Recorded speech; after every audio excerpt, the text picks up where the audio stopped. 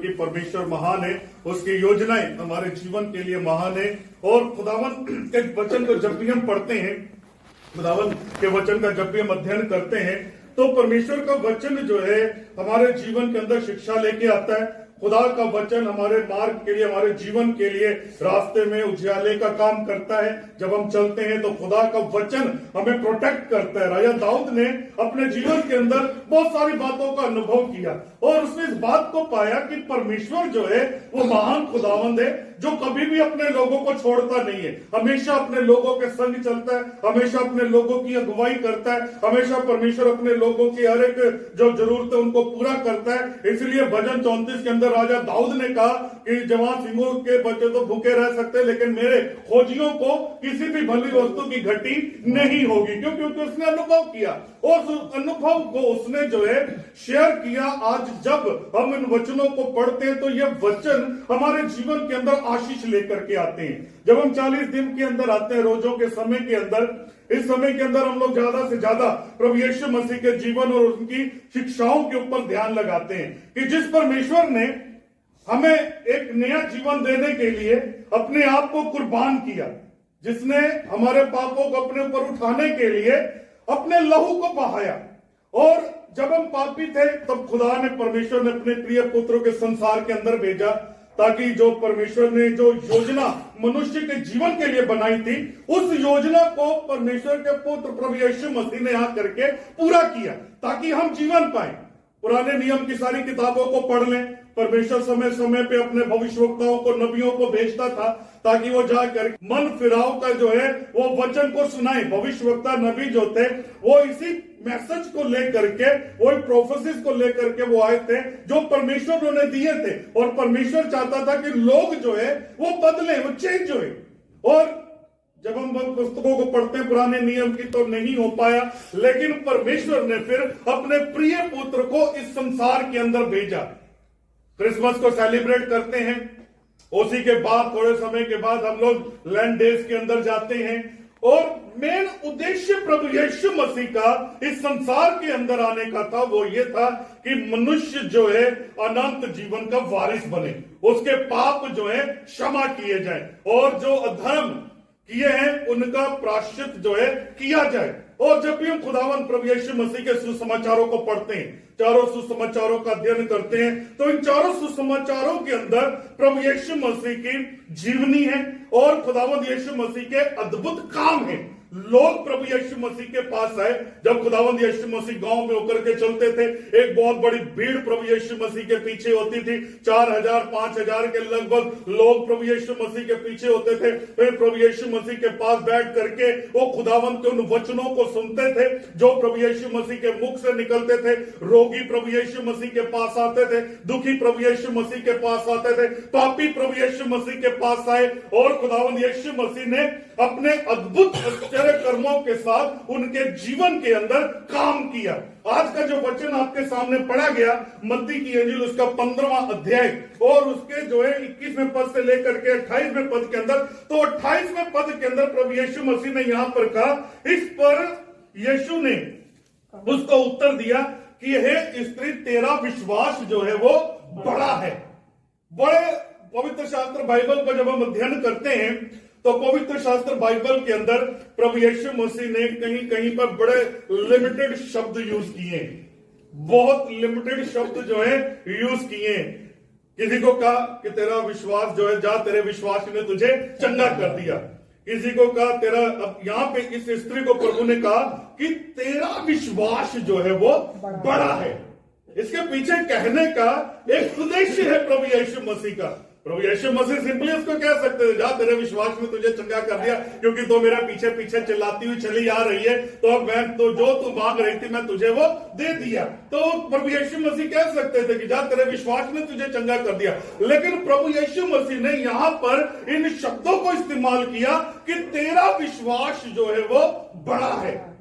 विश्वास जो परमेश्वर को महिमा देता है। आज का जो वचन का थीम है वो ये है, विश्वास वो है जो परमेश्वर को महिमा देता है। और यहां पर जब परमेश्वर खुदावंद यीशु मसीह ने उससे कहा कि तेरा विश्वास बड़ा है, आज बहुत सारे वचन हम पवित्र शास्त्र बाइबल के अंदर देखते हैं, पाते हैं कि जब प्रभु यीशु मसीह ने अद्भुत काम किया, आश्चर्य कर्म किए, और परमेश्वर का मेन उद्देश्य यह था कि मनुष्य जो है ईश्वर को जाने। तो शमौन से प्रभु यीशु मसीह ने नहीं कहा, जब उसकी जाल के अंदर बहुत सारी मछलियां गिरी आई, प्रभु ने उससे नहीं कहा कि तुम मेरे पीछे हो ले, लेकिन उसने खुद जो है अपना जाल छोड़ करके प्रभु के पीछे हो लिया। प्रभु ने उससे नहीं कहा, वो क्योंकि उसने प्रभु यीशु मसीह के उस आश्चर्य कर्म को देखा था, और उस आश्चर्य कर्म को देख करके उसने परमेश्वर के ऊपर विश्वास किया। और यहां पर भी जब हम इस वचनों को पढ़ते हैं तो ये स्त्री जो है बहुत दुखी थी, परेशान थी। वचन के अंदर लिखा हुआ है कि उसकी जवान बेटी थी जिसे दुष्ट आत्मा जो है सताता रहता था, बहुत सताता था, और उसने खुदावंद यीशु मसीह की चर्चा को सुना होगा।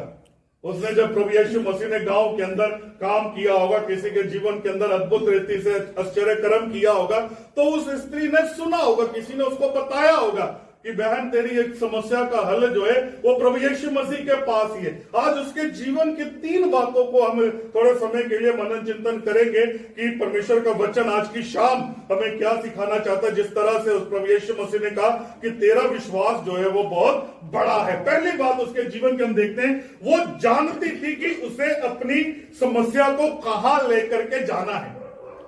वो जानती थी कि उसे अपनी समस्या को कहां लेकर के जाना है। वो सीधी प्रभु यीशु मसीह के पास पहुंची।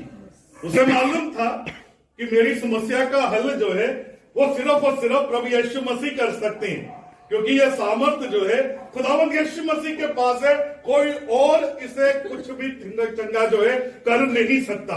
तो उससे जो है पूरा विश्वास था, उसे भरोसा था, क्योंकि उसने सुना था, उसने प्रभु यीशु मसीह के बारे में सुना था कि खुदावंद जो है प्रभु यीशु मसीह जो है परमेश्वर के द्वारा भेजा गया उसका पुत्र है, जो रोगियों को चंगा करता है, दुष्ट आत्माओं को, स्थायियों को चंगा करता है, जो पापी उसके पास आते हैं उनके पापों को क्षमा करता है, मुर्दों को जिलाता है, अंधे देखने लग जाते हैं, लंगड़े चलने लग जाते हैं, बहरे सुनने लग जाते हैं। तो ये चर्चा की उसने सुनी, और चर्चा जब उसने सुनी तो वो सीधा वचन कहता है, पहली बात जब हम देखते हुए कि वो जानती थी कि उसे अपनी समस्या को कहां लेकर के जाना है, और वो सीधी प्रभु यीशु मसीह के पास पहुंची।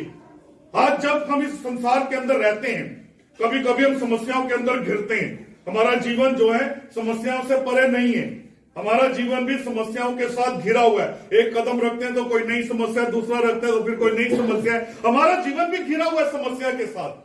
लेकिन यहां इस स्त्री के जीवन से हमें यह उदाहरण मिलती है कि वो सीधा अपनी समस्या को लेके प्रभु यीशु मसीह के पास गए।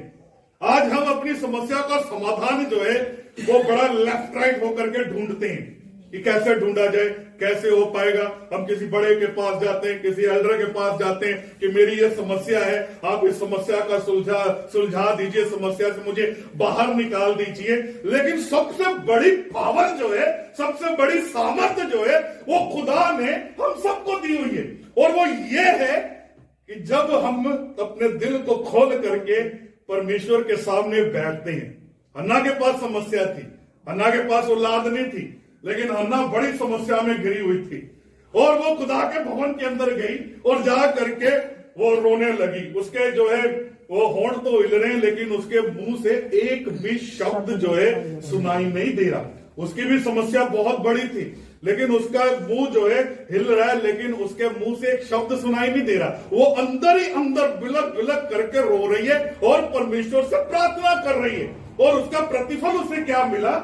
खुदा ने उसकी प्रार्थना को सुना, खुदा ने उसकी प्रार्थना का उत्तर दिया। आज पवित्र शास्त्र बाइबल के अंदर ऐसे बहुत सारे उदाहरण हैं, ऐसे बहुत सारे परमेश्वर के लोग हैं जिन्होंने परमेश्वर से मांगा, परमेश्वर ने उनकी प्रार्थना को अनसुना नहीं किया, अनसुना नहीं किया। कभी कभी हो सकता है कि हमें समस्या बहुत बड़ी लगती हो कि मेरा खुदा छोटा है, ये समस्या बड़ी है।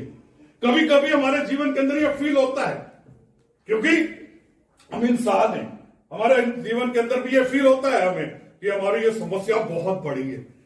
हम सोचने लगते हैं कि हमारा खुदा कुछ कर ही नहीं सकता, हमारा परमेश्वर जो है रास्ता निकाल ही नहीं सकता।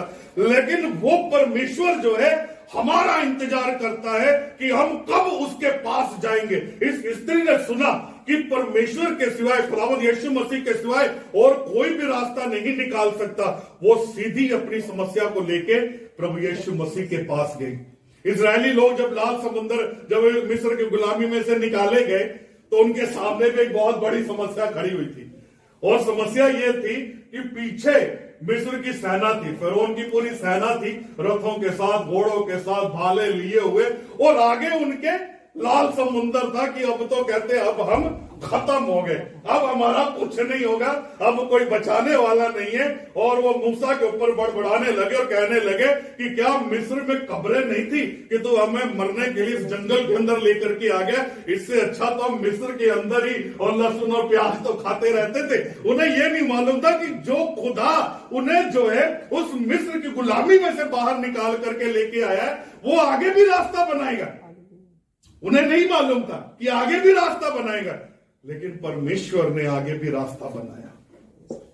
खुदा ने आगे भी रास्ता बनाया उनके लिए।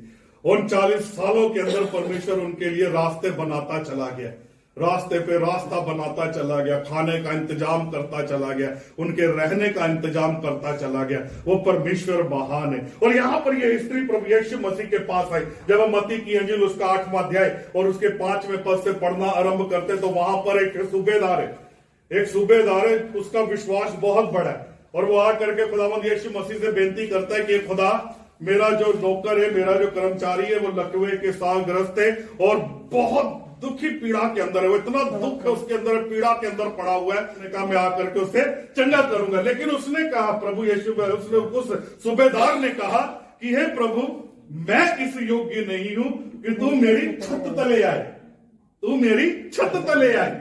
तू केवल मुख से कह दे तो मेरा सेवक जो है वो चंगा हो जाएगा। कि विश्वास ऐसा जो परमेश्वर को महिमा देता है, ऐसा विश्वास जो परमेश्वर को महिमा देता है। और प्रभु यीशु मसीह ने उससे कहा कि ऐसा विश्वास मैंने इस्राएल में भी नहीं पाया, मैंने इस्राएल में भी नहीं पाया। जा, जैसा तेरा विश्वास है वैसा तेरे लिए होगा। और वचन कहता है, उसी आगे जब हम वचन को पढ़ते हैं तो उसके अंदर लिखा हुआ, उसी घड़ी उसका सेवक जो है वो चंगा हो गया। क्यों? क्योंकि उसने भी, वो सूबेदार है। सूबेदार जो है कोई मामूली हस्ती नहीं होती है, पलटन का सरदार है, वो एक पलटन का सरदार है वो सूबेदार। और वो उसने प्रभु यीशु मसीह की चर्चा को सुना, जिस प्रकार से ये स्त्री, क्योंकि वो जानती थी कि जिस प्रकार से हम इस वचन के अंदर पढ़ते हैं कि वह जानती थी कि उसे अपनी समस्या को कहां लेकर के जाना है, उसी प्रकार से ये सूबेदार जानता था कि उसकी समस्या का समाधान जो है सिर्फ और सिर्फ प्रभु यीशु मसीह है। और वो सीधा खुदावंद यीशु मसीह के पास आया, आके कहने लगा कि ये परमेश्वर, मैं इस योग्य नहीं हूं कि तू मेरी छत तले, केवल मुख से कह दे तो मेरा सेवक जो है वो चंगा हो जाएगा। मरकुस की अंजील उसका 5वां अध्याय जब हम 15 पद से पढ़ते हैं तो वहां पर 12 वर्ष से बीमार एक स्त्री का जिक्र किया गया। उसने अपना बहुत सारा धन दौलत जो है वैदों के ऊपर खर्च कर दिया, और वचन कहता है फिर भी उसे कोई आराम नहीं मिला। उसने, वचन कहता है, उसने खुदावंद यीशु मसीह की चर्चा को सुना, उसकी चर्चा को सुना, और उसने अपने घर में बैठे बैठे अपने विश्वास को मजबूत कर लिया। और वो कहती थी, वचन यहां पे लिखा, उसके अंदर वचन कहता है कि वो कहती थी कि अगर मैं प्रभु यीशु मसीह के वस्त्र को छू लूंगी तो मैं चंगी हो जाऊंगी। ये उसका विश्वास था, ये उसका फेथ था। इसीलिए जिस प्रकार से वो पहली स्त्री जो है वो आई खुदावंद यीशु मसीह के, क्योंकि उसे मालूम था कि उसकी समस्या का समाधान प्रभु यीशु मसीह के पास है। और ये स्त्री ने भी अपने घर के अंदर कह दिया कि अगर मैं प्रभु यीशु मसीह के वस्त्र को छू लूंगी तो मैं चंगी हो जाऊंगी। और वो निकल पड़ी घर से। भीड़ बहुत थी, लोग गिरे पड़े जा रहे हैं। और जब उसने प्रभु यीशु मसीह के वस्त्र को छुआ, प्रभु यीशु मसीह तुरंत जान गए कि मेरे अंदर से सामर्थ निकली है। और वो औरत की ओर देखो, उस औरत ने कहा कि ये प्रभु ने अपने चेलों से पूछा, मुझे किसने छुआ? चेले कहते, खुदा तो देख, तेरे ऊपर इतनी बड़ी भीड़ जो है वो गिरी पड़ी जा रही है, हम तुझे कैसे बता दें कि तुझे किसने छुआ है? वो डरती कांपती स्त्री आई, क्योंकि प्रभु जानते थे, सर्वज्ञानी है खुदावंद, और प्रभु ने उससे कहा कि जाके आज जब हम इन वचनों को पढ़ते हैं, क्योंकि वो जानती थी कि उसे अपनी समस्या को कहां लेकर के जाना है, डायरेक्टली टू गॉड, परमेश्वर के पास लेकर के गई। आज जब हम अपनी समस्याओं को अपने खुदा के पास लेकर के जाते हैं तो खुदा हमारी समस्याओं को उसका समाधान निकालता है। दूसरी बात उसके जीवन की थी कि उसने जो है अपने टूटे हुए दिल में, अपने टूटे हुए मन के द्वारा परमेश्वर की सामर्थ पर भरोसा रखा। वो टूटी हुई थी, वो बड़ी परेशान थी, क्योंकि प्रभु यीशु मसीह के पास जब आई तो यह वचन कहता है कि उस प्रदेश से एक कनानी स्त्री निकली और चिल्ला करके कहने लगी कि हे प्रभु दाऊद की संतान, मुझ पर दया कर, मेरी बेटी को दुष्ट आत्मा बहुत सता रहा है। पर उसने उसे कुछ उत्तर न दिया। तब उसके चेले ने आकर उससे विनती की कि इसे विदा कर, क्योंकि वह हमारे पीछे चिल्लाती हुई आ रही है। उसने उत्तर दिया, इजराइल के घराने की खोई हुई भेड़ों को छोड़ मैं किसी के पास नहीं भेजा गया। पर वह आई और यीशु को प्रणाम करके कहने लगी कि हे प्रभु मेरी सहायता कर। वो अपनी टूटी हुई उस दिशा के अंदर खुदावंद यीशु मसीह के पास परमेश्वर की उस सामर्थ के ऊपर उसने भरोसा किया। और आगे वचन के अंदर कहता है, उसने उत्तर दिया कि लड़कों की रोटी लेकर कुत्तों के आगे डालना अच्छा नहीं। उसने कहा, सत्य है प्रभु, पर कुत्ते भी तो वह चूर-चार खाते हैं जो उनके स्वामियों की मेज पर से गिरते हैं। उसने अपने आप को इतना नम्र बना दिया, इतना नम्र उसने बना दिया अपने आप को, और बिल्कुल प्रभु की सामर्थ के ऊपर उसने भरोसा कर लिया कि आज चाहे कुछ भी हो जाए, मुझे चंगाई लेकर के जाना है, मुझे अपनी बच्ची को बचाना है। एक जवान बच्ची जिसे जो है दुष्ट आत्मा सता रहा है, उसे परेशान कर रहा है, और ये मां के मन के ऊपर क्या गुजर रही होगी जब जब उसके ऊपर आता होगा, क्योंकि बड़ी दर्दनाक स्थिति होती है, बड़ा पूरा टेंशनेट माहौल होता है। और उस परिस्थिति को वो देख करके बिल्कुल टूटी हुई थी मन के अंदर। हो सकता है उसने उसे जो है कहीं और भी ले जा करके दिखाया हो, लेकिन उसे फिर पता जब चलता है कि असली सामर्थ जो है वो खुदावंद यीशु मसीह के पास है, उसने उसी अपनी टूटी हुई और दर्दनाक उस दिशा के अंदर परमेश्वर की सामर्थ के ऊपर भरोसा रखा, भरोसा किया उसने, क्योंकि ये बहुत जरूरी है। अगर खुदा ने पहले ही उसे जिस प्रकार से प्रभु यीशु मसीह के पास वो आई तो जोर जोर से चिल्लाने लगी, तो हो सकता है उसी समय वो खुदावंद यीशु मसीह के पीछे से चली जाती कि ये मेरे लिए कोई काम नहीं करने वाले। लेकिन वो फिर दोबारा फिर प्रभु यीशु मसीह से आग्रह करती है, रिक्वेस्ट कर रही है, वो बार बार रिक्वेस्ट कर रही है प्रभु से। और परमेश्वर तो वैसे ही तरस खाने वाला परमेश्वर है। खुदा जो है तरस खाने वाला खुदावंद है। जब हम वचन को पढ़ते हैं लूका की अंजील उसका 5वां अध्याय और उसके जो है 18 पद के अंदर, तो यहां पर हम एक लकवे के रोगी के जिक्र को पाते हैं। उस समय कई लोग एक मनुष्य को जो लकवे का रोगी था खाट पर लाए और वह उसे भीतर ले जाने और यीशु के सामने रखने का उपाय ढूंढ रहे थे। कुछ मित्र जो है एक लकवे के रोगी को लेकर के आए। जब प्रभु यीशु मसीह किसी घर के अंदर भी होते थे तो एक बहुत बड़ी भीड़ घर के अंदर भी होती थी। लोग तो चाहते थे कि हम खुदावंद यीशु मसीह के पास जाके भेंट करें, लेकिन भीड़ इतनी होती थी कि खुदावंद यीशु मसीह के पास पहुंच नहीं पाते थे।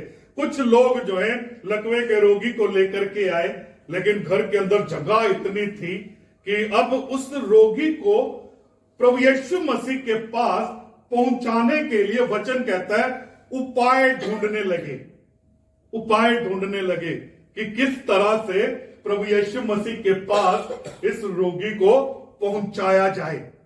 यहां पे बड़ी एक गौर देने वाली बात है, उपाय ढूंढना।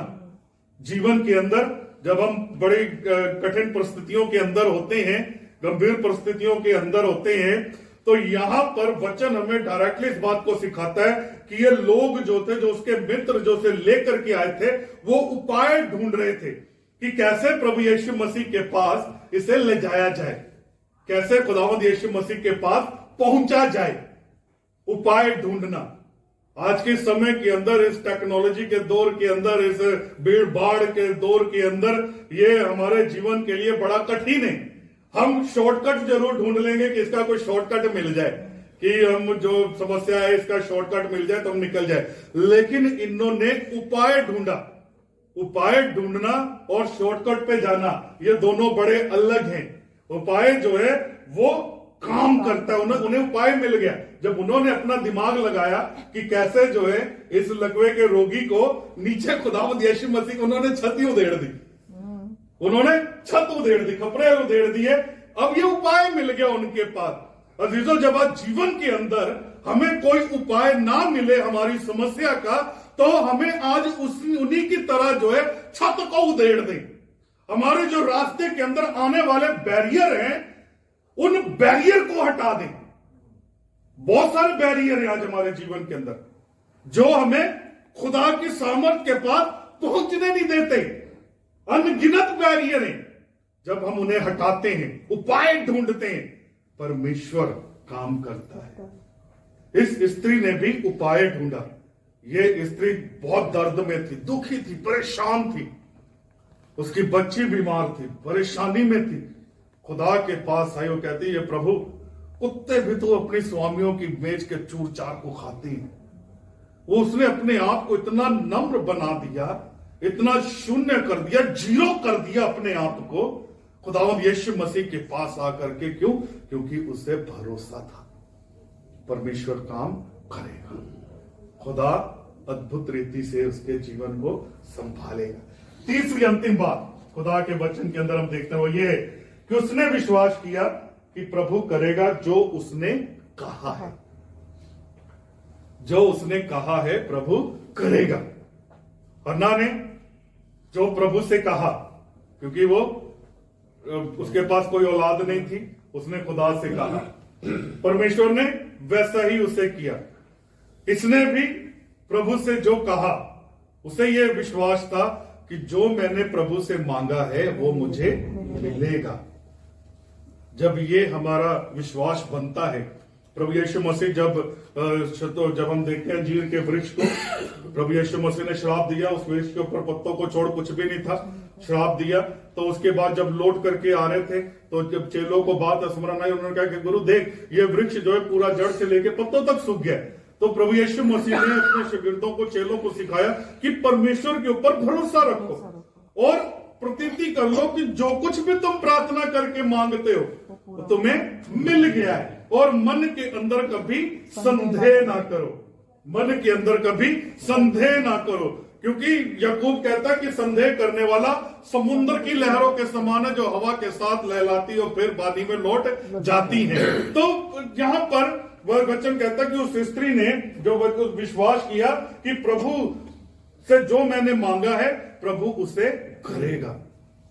वास्तव में जो खुदा से उसने मांगा परमेश्वर ने उसके लिए किया। वचन कहता है इस पर यीशु ने उसको उत्तर दिया कि हे स्त्री, तेरा विश्वास बड़ा है, तेरा विश्वास बड़ा है, और जैसा तू चाहती है, प्रभु ने कहा जैसा तू चाहती है तेरे लिए वैसा ही हो, जैसा तू चाहती है तेरे लिए वैसा ही हो। और वचन कहता है और उसकी बेटी उसी घड़ी चंगी होगी। जैसा तू चाहती है वैसा ही तेरे लिए हो।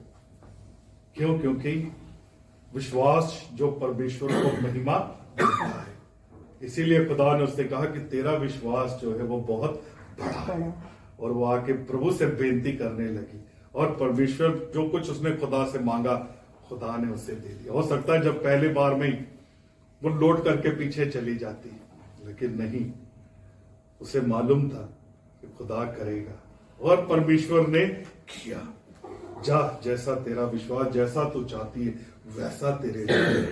ये परमेश्वर की सामर्थ है, ये खुदा है हमारा आज जिंदा परमेश्वर हमारे साथ है, जो हमारे जीवन को संभालता है, हमारे जीवन को ब्लेस करता है, हमारे जीवन के अंदर आशीषें देता है। और खुदा ने वायदा किया कि इस संसार के अंत तक सदा मैं तुम्हारे साथ हूं, ना मैं तुम्हें कभी छोड़ूंगा और ना ही मैं तुम्हें कभी त्यागूंगा। ऐसा परमेश्वर, हम बड़े धन्य लोग हैं, हम जिंदा परमेश्वर की संतान हैं, क्योंकि उसने अपने लहू को बहा करके हमें अपनी संतान होने का अधिकार दिया है। और आज हम उनके आश्चर्य कर्मों के ऊपर अपने ध्यान को लगाते हैं तो हमारे जीवन के अंदर सामर्थ आती है कि जिस खुदा की हम आराधना करते हैं, जिस खुदा की हम उपासना करते हैं, वो सर्वशक्तिमान परमेश्वर है। मांगोगे तो मिलेगा, ढूंढोगे तो पाओगे, और खटखटाओगे तो तुम्हारे लिए खोला जाएगा, क्योंकि वह परमेश्वर है। और वचन कहता है कि जो मांगता है उसे मिलता है, जो ढूंढता है वो पाता है, जो खटखटाता है उसके लिए खोला जाता है। ये तीनों बातें जो है, तीनों चीजें इस स्त्री के जीवन के अंदर थी। इसने मांगा, इसने ढूंढा और इसने खटखटाया। और जब इसने खटखटाया, इसने ढूंढा और इसने पा लिया। तो आज जब हम इस संसार के अंदर है, परमेश्वर महान है और उसका वचन हमें समय समय पे रिफ्रेश करता है, सामर्थ्य देता है, ताकि हम उसके अद्भुत प्रेम को और नजदीकी से जान सके। इब्रानियों के अंदर लिखा हुआ है, मेरा धर्मी जन विश्वास से जीवित रहेगा। अगर वो पीछे हट गया, प्रभु कहता मेरा मन उससे प्रसन्न नहीं होगा। आज हम जितने भी विश्वासी हैं, हम विश्वास से जीवित हैं। हमारा विश्वास हमारे परमेश्वर के ऊपर है। तो खुदावंद बहुत सारी आशीष और बरकत दे।